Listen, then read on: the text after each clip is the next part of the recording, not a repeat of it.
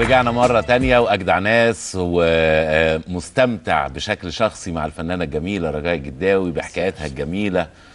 معانا دلوقتي بعد ما رجعنا واحد من الناس اللي احنا بنقول عليهم أجدع ناس، خالد الطيب. خالد الطيب ايه حكايته وايه المشاريع اللي عملها ونجح فيها ولا ما نجحش ولا ايه الموضوع ده؟ ازيك يا خالد؟ اخبارك ايه؟ الحمد لله تمام. كله تمام. خالد انا مش عايزك تتكسف، تمام. مع بعضنا بالراحه كده وعلي صوتك وقوم خبط واعمل براحتك. ازيك يا خالد؟ الحمد لله تمام. كله تمام. انت منين يا خالد؟ من الزقازيق. الزقازيق. شرقيه. عارفها؟ طبعا فعلا. امال ايه؟ اجدع ناس. ربنا يخليك. انت بدات ازاي يا خالد؟ والله الفكره ديت كان في ناس بتشتغل في الكروشيه وكده، بس معتمدين على انا عايز نفسهم. بس اقول للناس ان خالد عمل مشروع ليه علاقه بالكروشيه، مش كده؟ تمام. كان كل واحده منفرده بنفسها، بتشتغل مع نفسها، بس الشغل اللي بيطلع منها بيبقى على اصدقاء لاقارب، لكن مش بتبيع. يعني واحده في بيتها بتعمل كروشيه وتديه لواحده صاحبتها لقريبتها بتاع. بالظبط. تمام. وغير كده ان الكروشيه بياخد وقت كبير، ملوش مثلا مصنع كبير بيشتغل فيه، ملوش مصدر يبيع الكروشيه كده.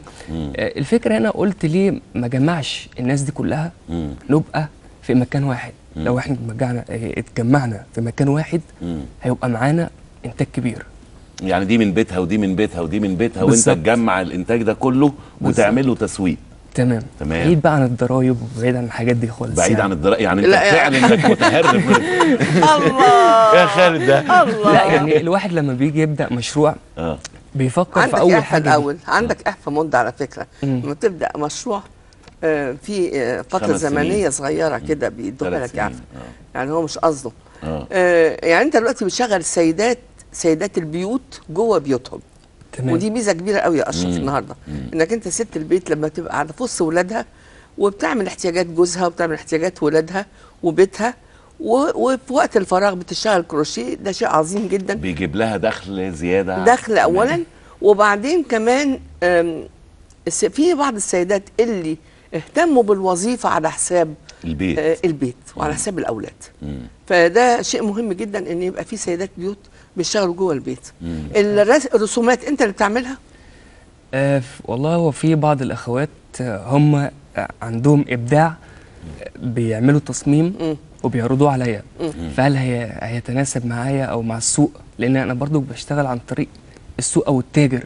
التاجر مثلا ماشي معاه موديل معين، انا بقول لهم الموديل دوت ركزوا على ده. هم بيعملوا ايه؟ مفارش مثلا؟ مفارش، ملابس اطفال، ملابس حريمي، وكله يدوي بايديهم، اللي هو الابرتين ده ملوش لا ده ابره واحده. كروشيه ابره واحده. كروشيه ده ابره واحده. امال ايه كروشيه ده ابره زي ابره زي السناره كده. صحيح. وبتعمل هي بتلف على صباعها الخيط وبتاخد بتعمل. ده حلو قوي قوي. انت عملتيه ده؟ في المدرسه اعتقد ان عملته. لكن هو زمان قوي برضه. هقول لكم برضه زمان ان زمان كان في من الحاجات الحلوه اللي بنشوفها في بلكونات الاحياء الشعبيه، صينيه القلل والقلل وعليها غطيان كروشيه مشغوله حلوه فوق بتاع النحاس اللي فوق دي، والبتاع النحاس الحلو وعودين نعناع وريحه. مفيش الكلام ده. عارفين القلل؟ ما تعرفوش القلل؟ هم عارفين الميه والازازه يا جدع واحدف لصاحبك. على فكره ميه القلل تجنن. فكانوا زمان ويعملوا مفارش الترابيزات. دلوقتي بقى خرجوا لملابس الاطفال، بلوزات، باديهات للبنات تلبس البادي مثلا مخرم وتحتيه لون مخالف. يعني ممكن تلبس اسود وبعدين يبقى الكروشيه فوق لون احمر او اصفر يبقى باين من خلاله. فده بيبقى شكل حلو قوي قوي قوي. تلفيعات. الجميل ان ايه، اما قلنا خالد هيبقى معانا في حلقه فقلنا اللي في الحلقه دي لازم تبقى رجاء الجداوي. اشمعنى؟ يعني بيشتغل، يعني شغل الكروشيه وشغل الاذواق عامله ازاي. اما نتكلم مع واحده قعدت فتره طويله، اشتغلت انت طبعا كعارضه ازياء 28 سنه. 28 سنه تصور. هو بقى له سنتين وجاي عامل لنا 28 سنه 28 سنه 28 سنه بقى جزء من حياتك طبعا. طبعا. بس انا مبسوطه قوي يا خالد والله انك انت عملت المشروع. والله انت ما استنيتش الوظيفه. لا ما اللي هيستنى الوظيفه هيقعد كتير، ايوه وقت بيعدي عليه كتير. لا لازم نستغل الوقت ده. يعني انت خدت شهادتك وما استنيتش بقى يجيبوا لك الوظيفه او لا اعتمدت أبداً. على ابن عمك او ابن خالك حد من لا ما فيش. اعتمدت على ربنا، ثم عايز اعمل حاجه يعني انا اكون عملتها، تعبت فيها، اوصل ليها، عايز اوصل ليها. برافو وبرضه عليك. يكون بالتعاون، التعاون حلو. ايد الجماعه دايما قويه. يعني مش انا برضو لوحدي اللي اسست الكلام ده. كام واحده شغاله معاك دلوقتي حاليا؟ احنا دخلنا في 400. 400 ما شاء الله. ما شاء الله ما شاء الله. احنا قبل ما نكمل كلامنا احنا عايزين نشوف ايه الموضوع اللي انت عملته ده. احنا بعتنا كاميرا البرنامج تقرير صورت والله صورت اللي طب هو نشوف المشروع إيه اللي هو بقى؟ عامله، ونشوف مع بعضينا التقرير ونرجع نكمل كلام.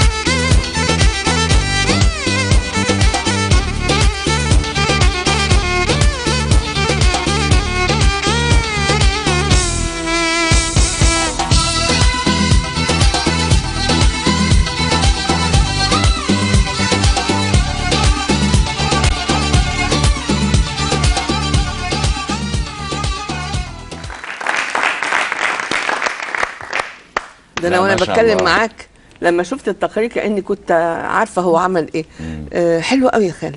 الحمد لله. المكان ده انت واخد قاعه كبيره ومخصصها لهم؟ لا انا بصراحه برضو مش انا اللي واخد المكان دوت. انا زي ما انا قلت انا بنيت الفكره دي او الحمله دي على التعاون. كل واحد يبقى مسؤول عن نفسه. ده نادي المطريه؟ نادي المطريه. وبرضو بنحاول ان احنا نجمع في كل محافظه يبقى لينا مركز زي نادي المطريه كده بالظبط.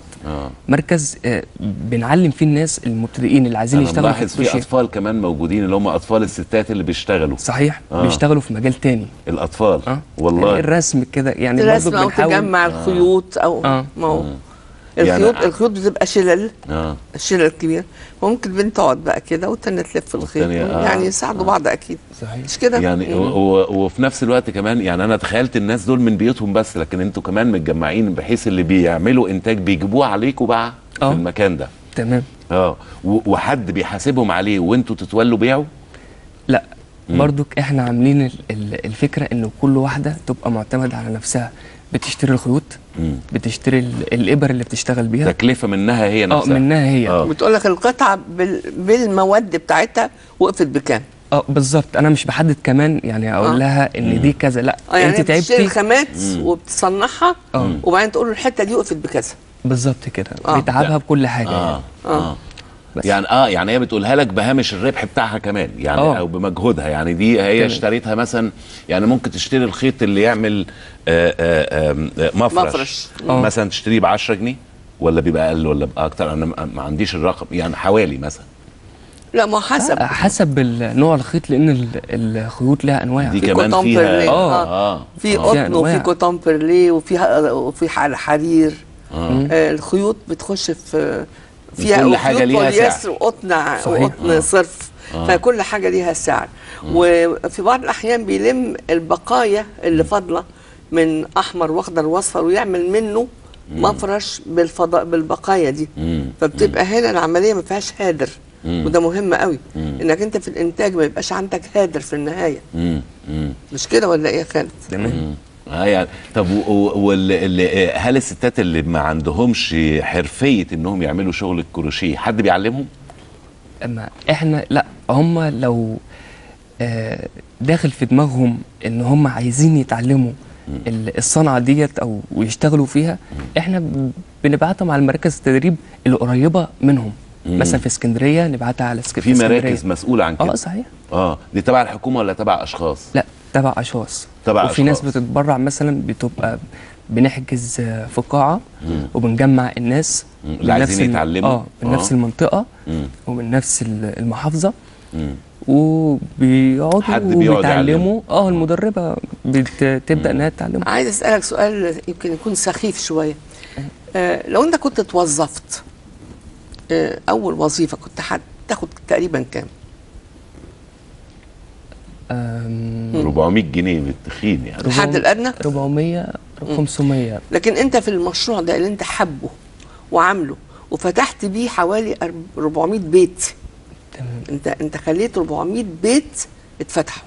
تمام. ساعدت في ان الست دي يبقى ليها ايراد خاص بيها، تضيفه بقى لمصروف بيتها، تلبس بيه هي، تلبس ولادها. بالتاكيد شيء مختلف تماما تماما. اكيد طبعا. واكيد انت حاسس انك انت ارتقيت بكل شيء جواك، يعني مش الوظيفه دي كانت هتكتفك في شيء يمكن انت مش حابه. صحيح. ف ده يا ريت، ده نموذج هايل والله لو كل واحد يدور. والله. يعني انا شايفه ان الناس لازم تشتغل. لا هو بصي، العلاج لكل حاجه الشغل. طبعا احنا البلد بتمر بظروف كلنا اول مره بنمر بيها. على ما نمر بيها احنا قاعدين بنتفرج ولا احنا شغالين؟ يعني لازم نشتغل، لازم بص نشتغل. اشرف، انا امبارح كنت بقول ان احنا مصر دي بقى بحبها قوي، بحبها قوي قوي قوي قوي قوي. مصر اليومين دول عندها اوجاع، مش مستحمله حد يوجعها، ولكن عايزه حد يسندها ويوقفها عشان تقف تاني. فما يبقاش شبابنا النهارده يتقاعس او يقعد ويعتمد على ان مصر هتديني. لا، انا عايزاك انت تدي مصر النهارده عشان مصر ترجع تاني تكبر وتديك. هو ده، هو ده خلاصة الموضوع. يعني احنا مستنيين ايه؟ اللي عايز يشتغل انزل اشتغل. خالد فكر في فكرة، يعني يمكن فكرة احنا يمكن استضفنا اكتر من مرة في البرنامج هنا اهو ستات بيوت من بيوتهم اللي بتعمل اكل وبتبيع الاكل لناس. انا ليا واحدة صاحبتي بتعمل مخللات في البيت هايلة، ترشي برطمان تجنن. تجنن. ساعات تبعتهم هدايا وساعات احنا نقول لها لا معلش هندفع كفايه كده. والناس بتعمل بسكويت وكحك ويعني حاجات حلوه كتير. بصي ساعدوا نفسهم ازاي. واحده بتعمل اكسسوارات حريمي بتعمله في بيتها وبتبيعه، وبعد كده بقى ابتدت تطعمه بالفضه، مش عارف ازاي. بالظبط. واحد بيبيع ساعات ونظارات من خلال النت وعامل التسويق من خلال النت. وناس بتعمل اسدالات وتبيعها. وناس بتعمل يعني انا بنتي يمكن كانت قعدت فتره تشتغل في حاجات السبوع بتاعت المواليد. علب البونبونيرات، الشمع بتاع المولود، الفرش بتاع السرير، الحاجات دي. لما انجبت بقى هي انشغلت شويه فاهملت في الموضوع ده. لكن انا مع الست اللي جوه بيتها تبقى بتعمل منتجه، شغلانه طبعا. منتجه طبعا.